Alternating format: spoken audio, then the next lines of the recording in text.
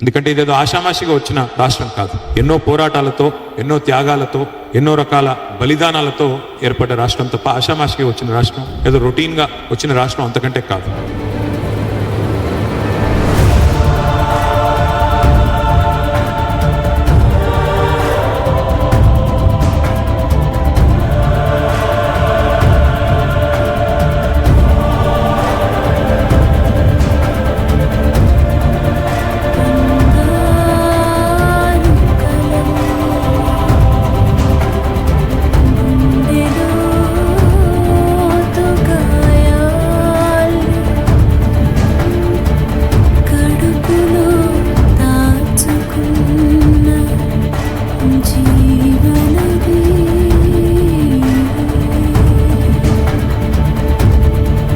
ప్రతిసారి మనకు ఒకటి తెలుసు, 12 ఏళ్ళు అంటే ఒక జనరేషన్ ఒక తరం మారినప్పుడు స్వరం మారుతూ ఉంటుంది.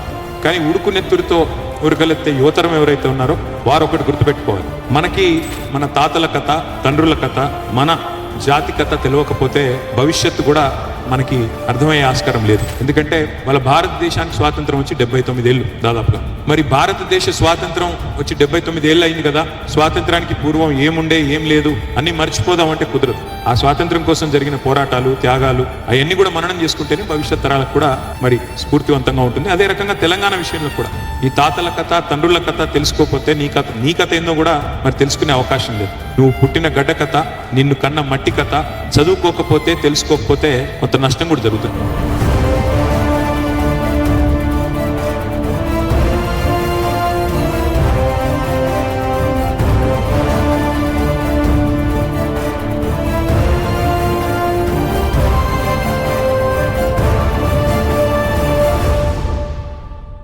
జై తెలంగాణ.